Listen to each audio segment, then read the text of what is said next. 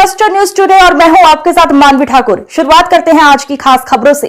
तो जब मोदी जी ने कहा 4 करोड़ लोगों का वोट उत्तर प्रदेश में हम काटेंगे, तो बाबा जी ने 4 हाथ और आगे बढ़ के बोला, कहने लगे सबके लिए हम डिटेंशन सेंटर बनाएंगे, सबके लिए हम डिटेंशन सेंटर बनाएंगे। तो प्रशांत यादव बता रहे थे कि हमारा वोट भी भैया कट गया है, हमको भी रहना पड़ेगा। हमने कहा रहना पड़ेगा, रहना पड़ेगा, यादव को भी रहना पड़ेगा, और पासी को भी रहना पड़ेगा, और कुर्मी को भी रहना पड़ेगा, और मुसलमान को भी रहना पड़ेगा, और दलित को भी रहना पड़ेगा, पिछड़ा को भी रहना पड़ेगा। जिसका जिसका वोट कटेगा उसको सब डिटेंशन सेंटर में रहना पड़ेगा। और अगर हम लोगों का काट दिया तो ठाकुर ब्राह्मण उनको भी रहना पड़ेगा, रहना पड़ेगा। क्योंकि मोदी जी ने कहा है कि हम घुसपैठियों का वोट काट रहे हैं, तो हम लोग वहां पर रहेंगे। उस देश का नाम क्या होगा? क्या नाम होगा?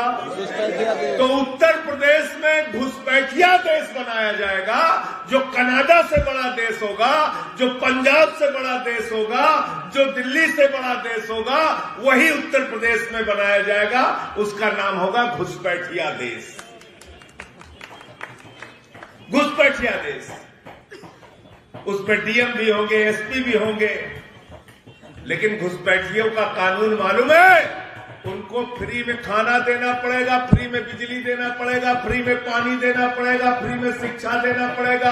अगर डिटेंशन सेंटर में किसी को आप रखते हैं तो अंतर्राष्ट्रीय नियम है, सब कुछ वहां पर फ्री देना पड़ेगा।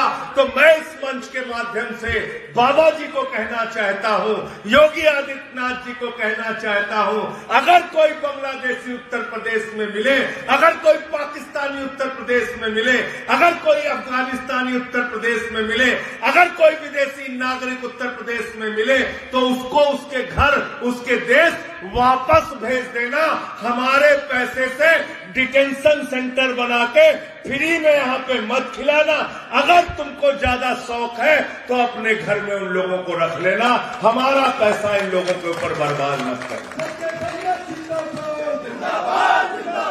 इस सभा में हिंदू मुसलमान सब है ना भाई?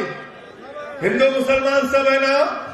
एक प्रस्ताव रख रहा हूं, इसको अगर समर्थन हो तो हाथ उठा देना, हाथ उठा देना। मेरा प्रस्ताव है, जो भी बांग्लादेशी, पाकिस्तानी, अफगानिस्तानी उत्तर प्रदेश में मिले, उसको उसके देश वापस भेज देना। हमारे पैसे से डिटेंशन सेंटर मत बनाना। इस पर सब लोग मंजूर हो? हाथ उठा दे, बताओ मंजूर हो? मंजूर हो? सब लोग तैयार हो? तुम क्या साबित करना चाहते हो? क्या साबित करना चाहते हो? ये साबित करना चाहते हो जितने मुसलमान हैं सब बांग्लादेशी हैं, सब पाकिस्तानी हैं। ये खेल उत्तर प्रदेश में चलने नहीं देंगे बाबा जी। और अपने आका मोदी जी को भी बता देना, और अमित शाह को भी बता देना, अभी तो सिर्फ ये दूसरे चरण की यात्रा है। उत्तर प्रदेश के गांव-गांव में जाएंगे, शहर-शहर में जाएंगे, गली मोहल्ले जाएंगे, और आपको एक्सपोज करने का काम करेंगे। 4 करोड़ वोट।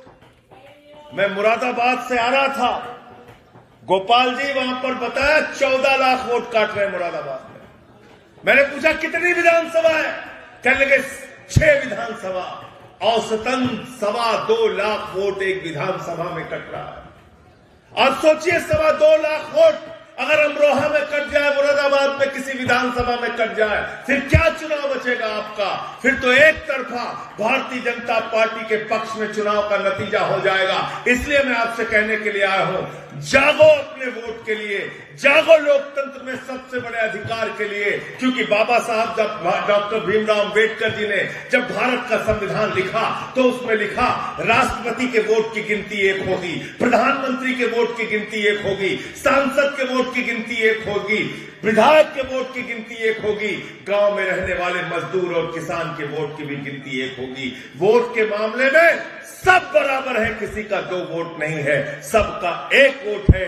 लेकिन आज उस वोट के ऊपर चोरी की जा रही है। जो अधिकार आपको बाबा साहब ने दिया, जिस वोट की ताकत के कारण प्रधानमंत्री आपके आगे झुकता है, मुख्यमंत्री आपके आगे झुकता है, सांसद आपके आगे झुकता है, विधायक आपके आगे झुकता है, जिस वोट की ताकत से आप बड़ी से बड़ी सत्ता को जमानत जब्त करा के उसको जमीन कूड़ेदान में फेंकने का काम करते हो, वो अधिकार आपसे छीना जा रहा है। इसलिए आपसे कहने के लिए आया हूं, वोट का अधिकार बचाने के लिए जितनी भी लड़ाई लड़नी पड़ेगी, हम लोग कंधे से कंधा मिलाकर लड़ेंगे। आपको भी साथ देना पड़ेगा।